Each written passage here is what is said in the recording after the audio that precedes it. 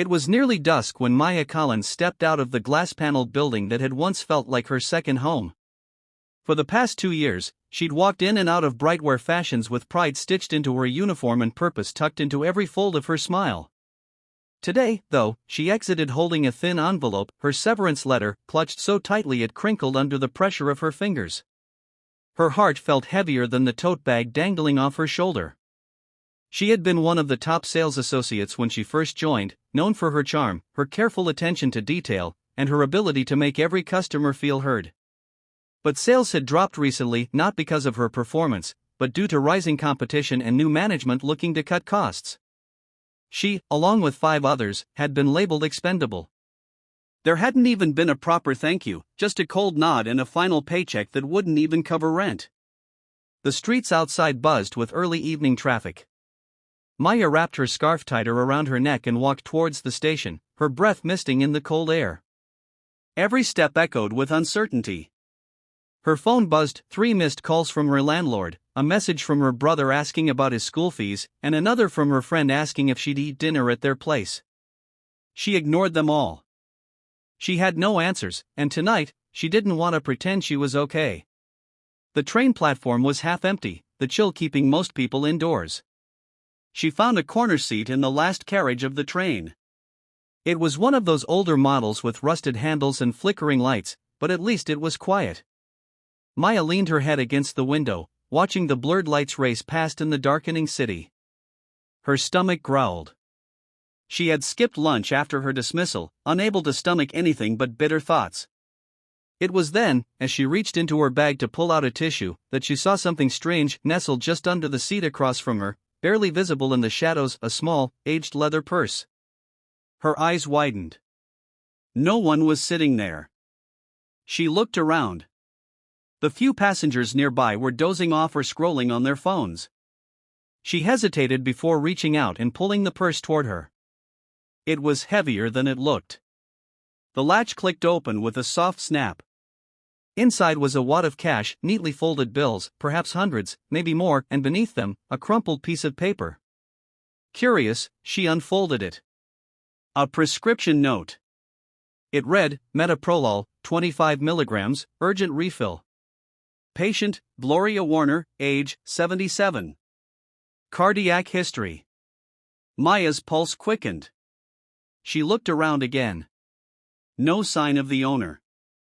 Just moments ago, she had been thinking about skipping dinner again, borrowing more money, or even pawning her necklace, the only thing her mother had left her. This cash could change everything tonight. It could buy her a few weeks of peace, food for her brother, enough time to find a new job. But now this slip of paper changed the entire equation. Is it really stealing, her thoughts whispered, if no one comes back for it? But then another voice inside, quieter but firmer, said, what if that woman's heart fails tonight because she missed her dose? What if this money was all she had? Maya looked out the window. The train was pulling into the next station. She could get off now.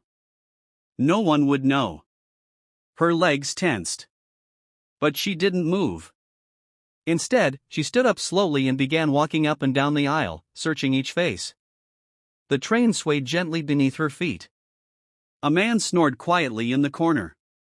A mother soothed a crying baby. Then she saw her, at the far end of the carriage, barely noticeable, slumped in her seat with worry written all over her wrinkled face. Her eyes scanned the floor frantically, her hands trembling as they fumbled through the pockets of her coat and her cloth shopping bag. Maya approached her cautiously. Excuse me, ma'am? Are you looking for something? She asked gently. The old woman looked up, her eyes glassy. Yes, dear, my purse. I had it right here. It has my medication. I'm supposed to take it tonight. I must have dropped it. Oh Lord, what will I do? Without a word, Maya reached into her coat and held out the purse. The woman's eyes widened. Her lips quivered. Oh, my goodness, you found it? You found it? Oh, bless you, child. You don't understand, my pills, my heart. Maya nodded softly, helping her secure the purse back into her lap. It's all right now. You're safe. I'm glad I saw it before anyone else did. The woman clutched her hand tightly, whispering, "You're an angel. You could have walked away, but you didn't." Maya just smiled, the sting of hunger and sadness temporarily lifted by something warmer, something stronger. It wasn't money she needed most. It was the kind of peace that only comes from doing the right thing, even when no one's watching. The next morning dawned gray and dull, its light filtered through a thick veil of clouds that clung low over the city like a weary sigh. Maya had barely slept. The train ride home after returning the purse had left her both hollow and full, hollow from her own growing hunger, full from the gratitude in that old woman's eyes. But reality, sharp and unforgiving, had crept in during the silence of the night. Her phone's battery had died. Her fridge had nothing but a few wilting vegetables. Her rent was overdue by 10 days. Still, she got up before sunrise, brushing her tired curls into a bun, and pulling on the same coat that had once felt stylish, but now carried the scent of worry. She stepped out into the brittle morning cold, heading not to work but to the local job center. The line there was already long, coiled like a defeated serpent across the sidewalk. Men in worn jackets, women clutching resumes, young people with hope dimming in their eyes. Maya stood among them, arms folded, not against the cold, but to keep herself from breaking down. She hadn't stood in a line like this since her teenage years, back when her mother passed and she had to find her first job just to keep the lights on. 2 hours later, a clerk with tired eyes and a distracted tone told her that there were currently no openings in retail that matched her experience. "You might want to try the community board. Sometimes folks post day jobs there, babysitting, cleaning, deliveries," he mumbled, already calling out the next number. Maya didn't respond. She simply nodded and walked away, each step heavier than the last. As she passed the bulletin board near the building's exit, her eyes skimmed over dozens of handwritten notes. One caught her attention, not because it promised good pay, but because it was so simple. Wanted, someone to accompany an elderly patient to her clinic visit. Small errand assistance. Payment offered. Call 914 XXXXXX. G. Warner. Maya stared at the name. G. Warner. Her heart skipped. Was it the same woman? Could it be? On a hunch, she called the number. It rang twice before a familiar soft voice answered. "Hello?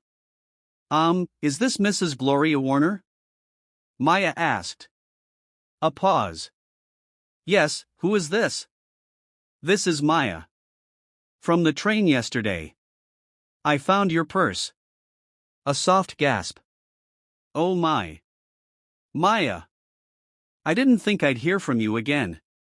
You have no idea how much that meant to me. Bless you, child. I saw your notice. About needing someone to accompany you to the clinic." A longer pause now. "You'd be willing to help?" Maya didn't hesitate. "Yes. If it's all right with you." They agreed to meet that afternoon. Gloria lived just a few streets away, in a modest one-bedroom apartment above an old bakery. When Maya arrived, the building smelled like warm bread and cinnamon. Gloria answered the door herself, dressed in a neatly pressed cardigan and holding a cane. Her smile was brighter than Maya remembered. "Oh, come in, she said. "You're even kinder than I imagined." Maya entered, expecting perhaps an awkward silence or formal instructions. But Gloria offered her tea instead, brewed in a chipped porcelain pot with a matching cup. They sat on the sofa, the clinic visit still an hour away, and began to talk. Not about jobs or resumes or even prescriptions, but about life. Maya shared her struggles, losing her job, raising her younger brother alone since their parents passed, the constant worry of survival. Gloria, in turn, spoke of her late husband, a quiet watchmaker who had left her this apartment and little else. Her only son had moved abroad and barely called anymore. She spent most of her days alone, watching the window, waiting for a world that had grown too fast for her to keep up with. And in that small, time-worn living room, something beautiful unfolded. Two women, one young and weathered by responsibility, the other old and weathered by loneliness, found solace in each other's honesty.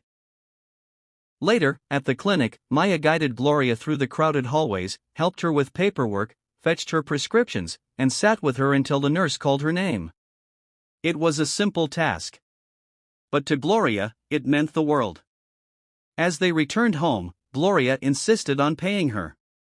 It wasn't much, just a crisp $50 bill wrapped in a ribbon of gratitude. Maya hesitated at first, but Gloria wouldn't take no for an answer. "It's not just for today," she said softly. "It's for what you gave me yesterday. Hope." Maya pocketed the money with tears prickling her eyes. It wouldn't pay the rent. But it would get groceries. And more importantly, it gave her something she hadn't felt in weeks. Purpose. And sometimes, purpose is more nourishing than food. Over the next week, the rhythm of Maya's days shifted like the turning of autumn leaves, gentle but steady, quiet but full of meaning. Each morning, she walked through the tree-lined streets to Gloria's apartment. The journey took only 15 minutes, but each time she arrived, it felt like stepping into a sanctuary. The world outside buzzed with cold indifference, hustling crowds, honking horns, gray skies. But inside that modest one-bedroom flat, the warmth of shared laughter and gentle conversation created a space Maya hadn't realized she desperately needed. Gloria had taken to calling Maya "my sunshine girl," her affectionate tone never forced, always sincere. In return, Maya had started calling Gloria Gigi, a nickname that made the older woman chuckle like a child caught sneaking cookies. They ran errands together, grocery shopping, pharmacy visits, small walks to the park nearby. Each task, so ordinary, was threaded with moments of quiet joy. Gigi would hold Maya's hand when crossing streets, and Maya would adjust her scarf when the wind got too sharp. They shared stories over warm soup and worn photo albums, flipping through decades of Gloria's life and black and white smiles and yellowed edges. For the first time in weeks, Maya found herself laughing. Not the polite kind. Not the forced kind you use in interviews or at pitying jokes. But deep, full laughter, the kind that shakes your shoulders and leaves a pleasant ache in your cheeks. And in those moments, she wasn't the fired salesgirl struggling to keep the lights on. She wasn't the girl who'd been judged, pitted, or overlooked. She was just Maya. One afternoon, after helping Gigi with a particularly long wait at the clinic, Maya noticed her own reflection in the pharmacy window. Her coat was still the same. Her shoes still scuffed. But there was a softness to her face now. Less tension. A small glow behind her eyes. As if kindness, slowly poured into her life, had begun to fill the cracks she didn't know existed. That night, she walked her usual path home with a bag of groceries Gigi insisted on giving her: rice, lentils, a few canned goods. It wasn't charity. Gigi made sure to frame it as extra from her cupboard. But Maya knew better. And yet, she accepted it, not with shame, but with gratitude. As she turned the final corner toward her apartment building, she stopped abruptly. Her landlord stood at the entrance, arms crossed, face like stone.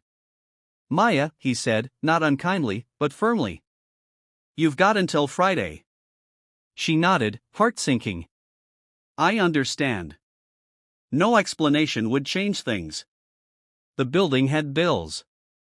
He had rules. And she had none of the rent. That night, Maya barely ate. She stared at the ceiling in the dark, wondering if she'd have to move her brother to a shelter, how she'd explain it to him. He was only 10. Still dreaming of cartoons and superheroes. Still thinking the world was kind. But the next morning, everything changed. Gigi opened the door in a flurry of excitement, holding an envelope. "Maya," she exclaimed, "you won't believe what happened." "What is it?" Gigi's hands trembled slightly as she opened the envelope and pulled out a formal-looking letter. "It's from my son," she said, tears brimming in her eyes. "He's coming home next week. And he's asked to meet the girl who returned my purse. The girl who gave me hope." Maya smiled, touched. "That's wonderful, Gigi." But Gigi wasn't done. "There's more. He's offered me a small allowance to help with things around the house. And I told him I want to use part of it to pay you. Regularly." Maya's mouth opened slightly, stunned. "Gigi, you don't have to." No. I want to. You're more than a helper. You're family now. And family takes care of each other. In that sunlit hallway, the tears that spilled down Maya's cheeks weren't tears of sorrow anymore. They were tears of unexpected grace. Sometimes, the hand you extend in kindness comes back to lift you when you least expect it.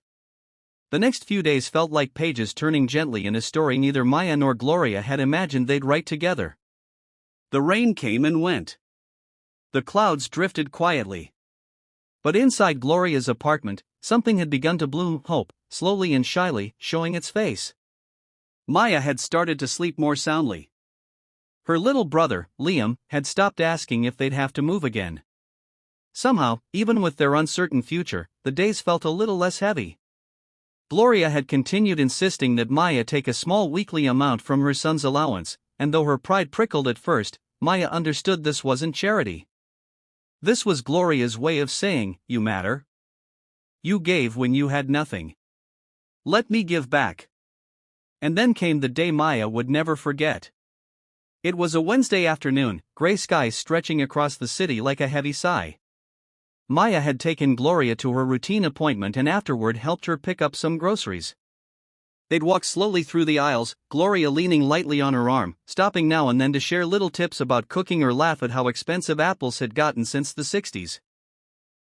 As they waited at the crosswalk outside the store, a sleek silver car pulled up beside them and idled. Maya barely noticed until Gloria gasped softly. "Oh my heavens," she whispered. "That's Henry's car." "Your son?" Maya turned in surprise. Before she could process anything further, the door opened and a tall man in a charcoal coat stepped out. He looked like someone from a business magazine, strong jaw, salt and pepper hair, kind eyes. He spotted Gloria and hurried over, wrapping her in a tight hug. "Mama," he said with emotion. "I missed you so much." Maya stepped back quietly, giving them space. She felt her heart swell watching the reunion, pure, unfiltered love pouring from both sides like sunlight breaking through storm clouds. And then, Henry turned to her. "You must be Maya." She nodded, suddenly nervous. "My mother hasn't stopped talking about you," he said warmly. "She told me what you did, returning the purse, staying with her, helping her through her illness. I don't even have words." Maya gave a small smile. "I just did what felt right." Henry looked at her, deeply. "Most people don't. They keep the money, walk away, pretend not to see. But you saw her. And because of that, you saved more than her health. You restored her trust." There was a pause, the kind that holds weight but not tension. "I run a non-profit," he added. "We help women re-enter the workforce, single moms, survivors, young women with potential but no support. I'd like to offer you a position. You can start as a trainee, and we'll help you build from there. Housing support included." Maya blinked. "Why?" she asked softly, unsure if she was dreaming. "Because you changed my mother's life. And because you remind me of why I started all this in the first place." Gloria smiled from behind him, her eyes twinkling with tears. That night, Maya sat by the window of the tiny apartment she'd soon be leaving behind, staring out at the city. She had a job offer. A path forward. A new home for her and Liam. But more than that, she had proof that kindness, even when no one's watching, can ripple into miracles. And when she tucked her brother into bed later, his last words before drifting to sleep were, "You're my hero." She kissed his forehead, holding back tears. Maybe, just maybe, she was becoming one. Because sometimes, the smallest good deed, a returned purse, a warm bowl of soup, a gentle touch on a hard day, can turn a life around. Not just for the one who receives it, but for the one who gives it. Thank you for being a part of this story. For more heartfelt tales of kindness, hope, and redemption, stay with us at Storytelling and Beyond.